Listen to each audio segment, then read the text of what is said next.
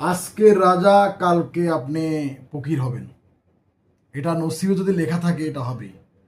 আপনার আজকে অনেক ক্ষমতা। এই যে দেখেন দীপুমণি, উনি জেলে ছিলেন, উনার হাজব্যান্ড মারা গেছে, আজকে উনি কিন্তু প্যারোলে বাইর হয়েছে। উনি বনানী কবরস্থানে উনি পুলিশদেরকে বলতেছে যে আমি ফ্যামিলিকে 2টা মিনিট সময় দিতে চাই, 2টা মিনিট একটু কথা বলতে চাই। তো দেখেন একটা সময় যে দীপুমণি আওয়ামী লীগের আমলে এই দীপুমণি শিক্ষামন্ত্রী ছিলেন, উনি উনার অনেক ক্ষমতা ছিল। তো আমি একটা কথাই বলতে চাই যে আজকে দেখেন, আজকে আপনি ধনী, কালকে কিন্তু আপনি ফকির হবেন, বা আজকে আপনি ফকির, কালকে কিন্তু আপনি ধনী হবেন। এটা কেন কথাটা বলছি দেখেন, আমার আমার দাদার বাপের অনেক সম্পদ ছিল, অনেক টাকা পয়সা ছিল।